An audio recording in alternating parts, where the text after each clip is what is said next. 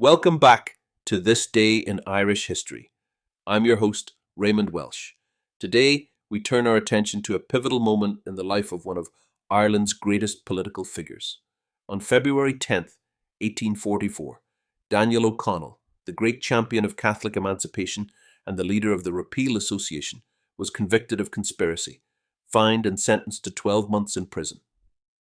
This event sent shockwaves through Ireland and Britain, exposing the deep tensions between Irish nationalists and the British establishment. To understand the significance of O'Connell's conviction, we need to step back and examine his tireless efforts for Irish self-governance. By the 1840s, O'Connell had already achieved what many thought impossible: Catholic emancipation. His campaign had culminated in the 1829 Catholic Relief Act, allowing Catholics to sit in the British Parliament for the first time in centuries. But O'Connell wasn't finished. His next great cause was the repeal of the Act of Union, the 1801 law that had dissolved the Irish Parliament and fully integrated Ireland into the United Kingdom.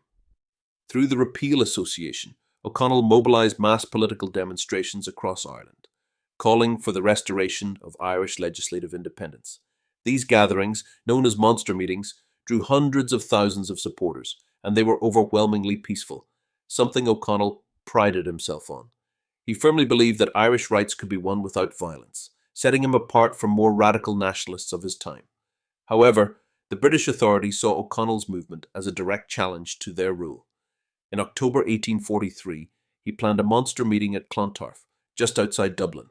This site was highly symbolic. It was near the battlefield where the Irish High King Brian Boru had defeated the Vikings in 1014. Fearing an uprising, the British government, under Prime Minister Sir Robert Peel, banned the gathering at the last minute.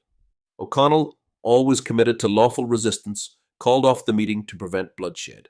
But this did not appease the British authorities. Determined to break O'Connell's movement, they charged him and several of his associates with conspiracy to create discontent and disaffection among the Queen's subjects. The trial, held at Dublin's Four Courts, was widely seen as politically motivated. The jury selection process was heavily biased. Catholics and known supporters of repeal were excluded, ensuring a panel sympathetic to the Crown. On February 10th, 1844, the verdict was delivered. O'Connell was found guilty, fined £2,000 and sentenced to a year in prison. The ruling outraged Irish nationalists and even many British politicians who saw the trial as a miscarriage of justice. The case was appealed to the House of Lords, where in September of that year, O'Connell's conviction was overturned on legal technicalities. The government's case had been riddled with procedural errors, and his imprisonment was cut short after just 3 months. Despite his release, the ordeal had taken its toll. O'Connell was in his late 60s, and his health was beginning to fail. His imprisonment had weakened his influence, and the repeal movement began to fracture. Younger, more radical figures, like John Mitchell and the Young Irelanders, grew impatient with O'Connell's peaceful approach, believing that armed rebellion was the only path forward. Although he did not live to see Irish self-government restored, O'Connell's legacy endured.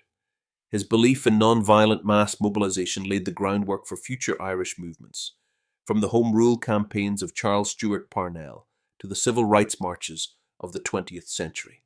As we reflect on the events of February 10th, 1844, we remember Daniel O'Connell, not just as a convicted conspirator, but as one of Ireland's greatest champions of justice and democracy. His trial may have been a moment of repression, but his vision for a free Ireland continued to inspire generations to come. Thank you for joining us on this journey through history. Please like, subscribe, and tune in tomorrow for another enlightening episode of This Day in Irish History. I'm Raymond Welsh, Slán go Fóill.